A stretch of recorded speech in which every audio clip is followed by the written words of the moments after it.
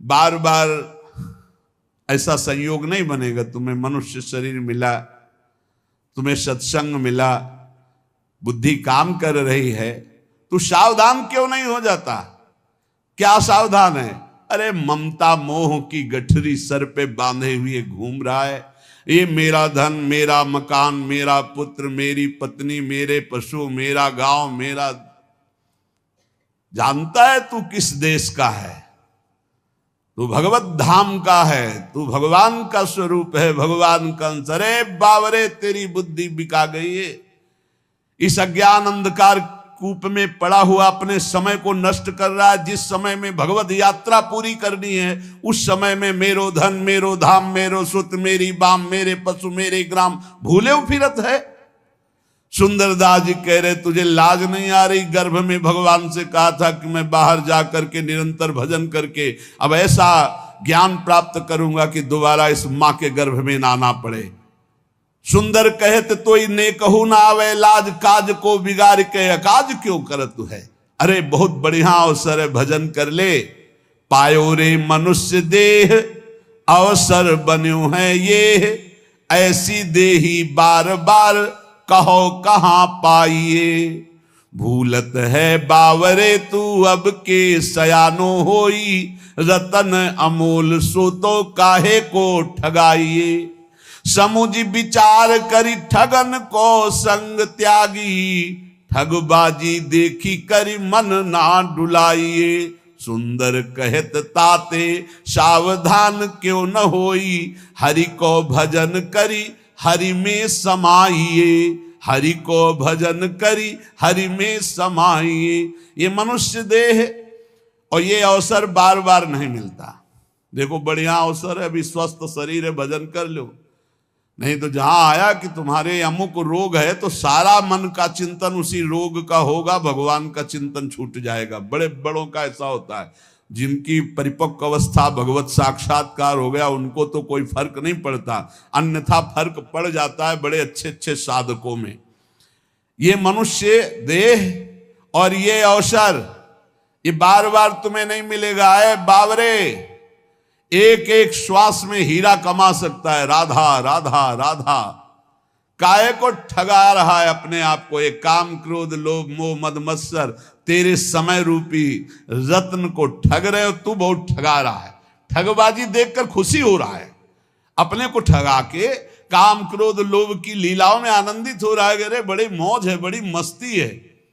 काहे को तू सावधान नहीं हो रहा? अपने जीवन की श्वासों को ठगा रहा है व्यर्थ में। एक श्वास से हरि की प्राप्ति हो सकती है, उन श्वासों को भोगों में लगा रहा है। इंद्रिन के सुख मानत है सठ, याही ते बहुत दुख पावे। ज्यों जल में झक मासई लीलत, स्वाद बंध्यो जल बाहर आवे। इंद्रियों के सुख में मतवाले हो रहे हो। अरे मछली को चारा दिखाई देता है, वो कांटा नहीं दिखाई देता, वो चारे में जो लगा होता है। और जहां वो चारे को पाई तो कांटा में फंसी और जान गई। ऐसे ही तुझे इंद्री भोग दिखाई दे रहा है, लेकिन उसमें जो फसाव है, उसमें जो दुर्गति है, उसमें जो पाप है तुझे नहीं दिखाई देता है। ज्यों कपि मूठी न छाड़त है, रसना बस बंद पर्यो बिल लावे। सुंदर क्यों पहले न संहारत, जो गुड़ खाए सो कानु बिंधावे। बोले एक सुराई है, उसमें छुहारा भरा है, बंदर ने ऐसे झपट कर दोनों हाथ डाल दिए, मुट्ठी बंद। अब उसको लगता है किसी ने पकड़ लिया। छुहारा छोड़ दे तो मुक्त हो जाए, लेकिन वो छुहारा छोड़ नहीं सकता, लोभवश उसको लगता है मुझे किसी ने पकड़ लिया। अब वो ऐसे झूमता रहता है और पकड़ने वाला उसको पकड़ लेता है। यद्यपि छोड़ के वो भाग सकता है पर नहीं भाग पाता। गांव में जब कान छेदन होता है तो उस बच्चे के मुख में पहले मीठा डाला जाता है और मीठे के स्वाद में जहां मगन हुआ तक कान छेद दिया जाता है। बोले ऐसे ही माया पहले मिठाई फेंकती है, भोगों की सुख वृत्ति, और उसमें जो छेदन भेदन, उसमें जो हमारी बंधन वृत्ति प्रकट होती वो दिखाई नहीं देती। पेट ते बाहर होते ही बालक आई के मातु पयोधर पीनो। मुंह बंध्यो दिन ही दिन और तरुण भयो तीय के रस भीनो। जब गर्भ से बाहर निकले तो माता के दुग्ध पान में मगन रहे, फिर खेलने में मगन हुए, जवानी हुई तो स्त्री में मगन हो गए। तरुण भयो तिय के रस भीनो, और पुत्र प्रपुत्र बंध्यो परिवार सो, ऐसे ही भांति गए पन तीनों। एक भगत जी बहुत सत्संग करते थे, सब कार्य हो गए, बोले बस एक बिटिया रह गई है, इसका ब्याह कर ले, मतलब अखंड वृंदावन वास और खूब भजन करेंगे महाराज, बस कुछ दिनों की बात है। बिटिया का ब्याह हो गया, बिटिया के लड़का का ब्याह हो गया। अब आए थे तो ऐसे हो गए थे कि बस अब कब उस सैया पर शयन कर जाएं भगवान। फिर भी लड़का का लड़का गोद में लिए उसको, दुलार कहा, अभी आए थे बीच, बस अब जब आदेश करो तब आ जाएंगे। और हर बार जब मिलते कहते हैं आदेश करो, 2-4 साल के लिए डुबकी मार के फिर नाती पनाती। जब वो छोटा सा बालक गोद में बैठ के बोलता है ना बाबा, तो लगता है कि वाह वाह, जिंदगी की कमाई यही है। तोतरी बोली में जब बोलता है ना वाह वाह बाबा, तो बाबा समझते हैं कह रहा वाह वाह, जिंदगी की कमाई प्राप्त कर। अब वो तोतरी बोली, और घर परिवार के जब कि अगर हम दरवाजे पे नहीं बैठेंगे ना तो सब बर्बाद कर देंगे लड़के, और मरते दम तक वहीं दरवाजे पर बैठे खखारते रहते हैं, और मर के चले जाते हैं, लौट के कुत्ता बन के फिर वहीं बैठते हैं आकर के। सच्ची मानिए, ये जीवन की ऐसी माया की फांसी है, अगर सत्संग को मान लो चल दो तो बच जाओगे, नहीं तो बंधते रहोगे। कह रहे जब बच्चा प्रकट हुआ तो माता के पयोधर से खेलता है दुग्ध पान करके, फिर वो खिलौनों से खेलता है, फिर जवान हुआ तो स्त्री से खेलता है, फिर पुत्र पौत्र, फिर मर के फिर जन्म फिर मरण, यही चक्र चल रहा है। जन्म सिरान्यो जाई भजन विमुख सठ, काहे को भवन कूप बिन बीच मरे है। गहत अविद्या जानी सुख नलिनी ज्यों मूड़, कर्म और विकर्म करे करत ना डरे है। तेरा जन्म व्यतीत होता जा रहा है, अविद्या रूपी कुआं घर में खोद दिया, उसी में मरेगा तू। ये मेरी पत्नी, मेरा पुत्र, मेरा मेरा मेरा, बोले ऐसी अविद्या बांधे हुई है जैसे नलिनी में सुख बंध जाता है। वो जैसे पंखा घुमाते हैं ना, एक पोला होता है, ऐसे रस्सी में कई पोले डाल दिए जाते हैं, उनमें लाशा लगाकर चारा दाना रख दिया जाता है, तोता आता है ऐसे बैठता है, वो फौरन घूम जाता है वजन पड़ते ही। अब वो समझ गया कि मैं बंध गया, अब वो और जोर से पकड़ लेता है उसको। कुछ नहीं है, वो उड़ जाए, लेकिन वो उड़ता नहीं, फड़फड़ा करके पंजे से जोर से पकड़ लेता है, क्योंकि उल्टा हो जाता है। अब वो सोचता है अगर मैंने छोड़ा तो मर गया, अगर छोड़ दे तो मुक्त हो जाए। ऐसे ही पुत्र की आसक्ति, बहू की आसक्ति, कैसे तुम्हें बतावें। जिसने जीवन में भगवान को से अपनापन नहीं किया, बुढ़ापे में नहीं कर सकता। बुढ़ापे में बहू याद आती है, लड़का की बहू, और बच्चे याद आते हैं, वो कैसे बोल रही थी, बस यही चिंतन चलता रहे, वो लड़का कैसे बोल रहा था। ये बुढ़े अवस्था में सारी की सारी चित्तवृत्ति घोर ममता और भोगों में फंस जाती है, घोर ममता भोगों में। एक परिवार ने कहा अभी,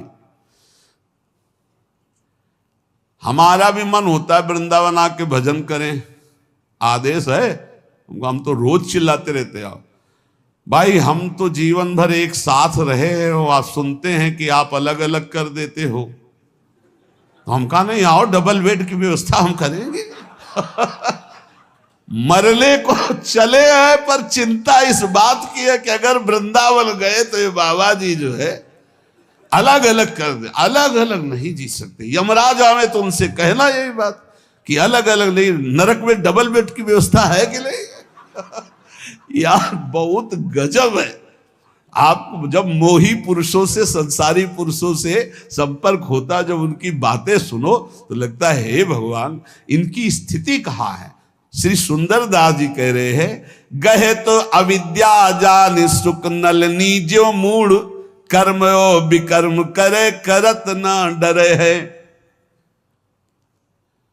कुछ नहीं बुढ़ापा में, केवल चिंतन, ना तो एक प्रभु का चिंतन, ना मरने का कि कोई बात है कि हम मरकर कहां जाएंगे, कैसे जाएंगे। बहुत विचित्र खेल है, बहुत विचित्र खेल। अगर बुढ़िया पास में है या बुढ़ा पास में, दोनों हैं, परम पद में है, उनको कोई और परम पद नहीं चाहिए। और ये पता नहीं है कि जीवन एक क्षण में विलग होकर के कहां कहां चले जाएंगे। हम कहते हैं प्रेम करो, सब में भगवत भाव करो, लेकिन आखिरी बात को सोचो। तुम यहां से जब जाओगे तो बिल्कुल अकेले जाओगे। तुम्हारा भजन कार्य करेगा। तुम भजन करके अपनी पत्नी को भी उन्नति के मार्ग में, अपने पुत्र को भी, भजन से क्यों रहित हो, कोई साथ नहीं देने वाला। साथ गंगा में डूब जाओ तो भी साथ नहीं जाओगे, नहीं जाओगे साथ। उसका कर्म उसको ले जाएगा, आपका कर्म आपको ले जाएगा। और शरीर छोड़ने के बाद कोई लौट के नहीं देखता कि कौन हमारी बुढ़िया थी, कौन हमारा बुढ़ा था। ये सब केवल शरीर तक है। ये अविद्या जान सुख नलिनी जो मूड कर्म ओ विकर्म करे करत ना डरे। कर्म करते हैं विकर्म, पाप कर्म करते हैं, इनको डर नहीं लगता है। आप ही ते जात अंध नरक में बार बार अजहू न संक मन माही अब करे हैं। दुख को समूह अवलोक के न त्रास होई, सुंदर कहत नर नाग पास परे है। नाग पास जैसे हर क्षण कसती जाती है और भारी कष्ट होता है, ऐसे मोह विशाल कष्ट देता रहता, विशाल कष्ट। झूठो जग ऐन सुनु नित्य गुरु बैन देखे, अपने हूं नैन तेऊ अंधरा है जवानी में। ये झूठा संसार है, ये तब जान सकते हो जब गुरु की शरण में होकर उनकी बताई हुई उपासना से अपने चित्त को पावन करोगे तो तुम्हें दिखाई देगा। उमा कहूं मैं अनुभव अपना, सत हरि भजन जगत सब सपना। कह रहे अपने नेत्र हैं लेकिन दिखाई नहीं दे रहा, जवानी में अंधा होकर पाप कर्म करता रहा। केते राव राजा रंक भये रहे, चले गए मिल गए धूरी माही, केवल लिखे हैं कहानी में। सुंदर कहते अब ताहिना सुरत आवे, चेते क्यों न मूड चित लाए हिरदानी में। भूले जन दाव जात लोह कैसो ताव जात, आयु जात ऐसे जैसे नाव जात पानी में। जैसे पानी में नाव में छेद हो जाए तो वो पानी ऊपर चढ़ने लगता है, बट डूबने वाली नाव हो जाती है। ऐसे ही जो भगवान का भजन नहीं करते, पाप बढ़ता जाता है, जिंदगानी पूरी होती चली जाती है और डूब जाएंगे वो नरक में जाके। इसलिए जगमग पग तज सज भज राम नाम, काम क्रोध तन मन घेरी घेरी मारिए। इस संसार रूपी राह में चलने वाले राहगीर का सबसे बड़ा अंगरक्षक है भगवान का नाम। यदि नाम जब चल रहा है तो राह में जितने ठग हैं सब भाग जाएंगे, नजदीक नहीं आएंगे। यदि नाम जब नहीं चल रहा तो काम क्रोध तन मन घेरी घेरी मारिए। इस संसार रूपी राह में काम क्रोध लोभ मोह मद मत्सर ये घेर घेर कर तुम्हारे तन को, तुम्हारे मन को जर्जर कर देंगे। झूठ मूठ हट त्याग जाग भाग, सुनि पुनि गुण ज्ञान आनि आन, वारी वारी डारिये। ये झूठी मूठी का नाटक मत करो ज्ञान का। झूठी मूठी ज्ञान के नाटक से तुम माया पर विजय प्राप्त नहीं कर सकते। कागज की तलवार से सेना पर विजय प्राप्त नहीं की जा सकती। कागजी किताबी ज्ञान से माया पर विजय प्राप्त नहीं की जा सकती। इसलिए जो तत्वबोध करा दे वही ज्ञान, जो भगवत प्रेम करा दे वही भक्ति। नहीं तो झूठ मूठ का आडंबर बनाने से, स्वांग बनाने से माया पर विजय प्राप्त नहीं होती।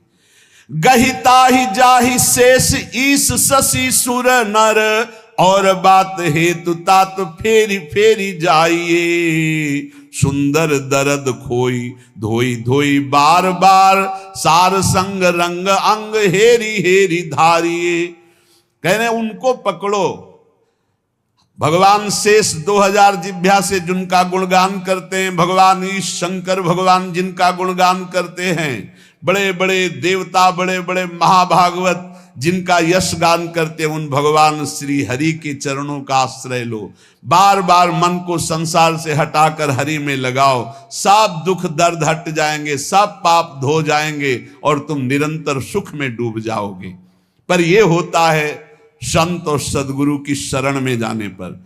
श्री सुंदरदास जी कह रहे हैं कि सुंदर कहत सोई सन को महाईश, सोई गुरुदेव जाके दूसरी न बात है। गुरु साक्षात परब्रह्म तस्मै श्री गुरुवे नमः, इनसे बड़ा कोई ईश्वर नहीं। पर कौन गुरुदेव? बोले सोई गुरुदेव जाके दूसरी न बात है। केवल इष्ट, रुपया पैसा मकान समाज ये वो नहीं। सुंदर कहत सोई ईश्वन को महाईश, गुरु साक्षात परब्रह्म सोई गुरुदेव जाके दूसरी न बात है। केवल अपने इष्ट की चर्चा, बस मौन, वही गुरुदेव। जिनके संग से भगवान में प्रीति हो, जिनके संग से भगवान नाम में रुचि हो, जिनके संग से दोष नष्ट होने लगे, वही गुरुदेव। अगर ऐसे गुरुदेव मिल गए तो वो ईश के ईश हैं। गुरु बिन ज्ञान नहीं, गुरु बिन ध्यान नहीं, गुरु बिन आत्म विचार ना लहत है। गुरु बिन प्रेम नहीं, गुरु बिन नेम नहीं, गुरु बिन सीलहु संतोष ना गहत है। गुरु बिन प्यास नहीं, बुद्धि को प्रकाश नहीं, भ्रम को विनाश नहीं, संशय रहत है। गुरु बिन बाट नहीं, कौड़ी बिन हाट नहीं, सुंदर प्रगट लोक वेद यूं कहत है। गुरु के प्रसाद बुद्धि उत्तम दशा को गहे, गुरु के प्रसाद भव दुख बिसराइए। जिसने गुरुदेव का वर्णन नहीं किया उसको शुद्ध ज्ञान, शुद्ध ध्यान, शुद्ध प्रेम, आत्म विचार ये नहीं प्राप्त हो सकता। जिसका नियमावली दिनचर्या गुरु के अनुसार चलती, उसी के हृदय में प्रेम, शीतल, संतोष प्रकट होता है। गुरु के बिना भगवत दर्शन की प्यास नहीं जगती। गुरु की कृपा के बिना बुद्धि में ज्ञान का प्रकाश नहीं होता, भ्रम का विनाश नहीं होता, संशय बना रहता है। गुरु के बिना सतमार्ग का रास्ता ही नहीं मिलता। जैसे पूरी बाजार में घूमे और रुपया नहीं तो कुछ नहीं, ऐसे गुरु नहीं तो परमार्थ की बातें बक लो, लेकिन परमार्थ का रास्ता ही नहीं मिलेगा। सुंदरदास जी कहते गुरु के प्रसाद से ही उत्तम बुद्धि का प्रकाश होता है और गुरु के प्रसाद से ही भव दुख का विनाश होता है। कैसे गुरु?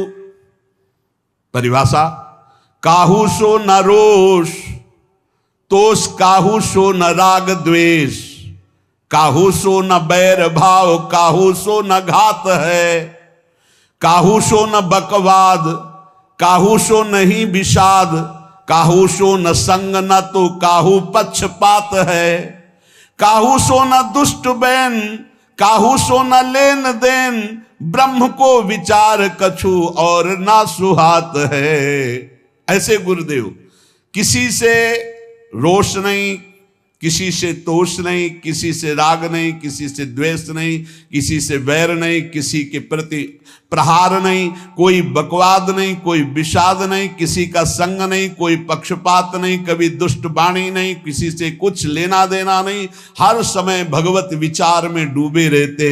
ऐसे सदगुरुदेव होते। श्री सुंदरदास जी कहते संत सदा उपदेश बतावत, केस सबे सिर श्वेत भय है, तू ममता अजहू नहीं छाणत, मौत हुआ संदेश दे हैं। बोले कान के समीप के बाल जब सफेद होने लगे तो मानो कान में आके कहते हैं कि जरा अवस्था आ रही है, अब मृत्यु अवस्था आने वाली है, अब तो भजन कर लो। आज की काल चले उठ मूरग, तेरे तो देखत केते गए हैं, सुंदर क्यों नहीं राम संभारत, या जग में कहो कौन रहे हैं। कितनों को फूंक आए हो राम नाम सत्य कह के बोल के, तुम्हारा भी नंबर आने वाला है, तुम क्यों नहीं भजन रूपी धन एकत्रित कर रहे हो। अरे मूर्ख,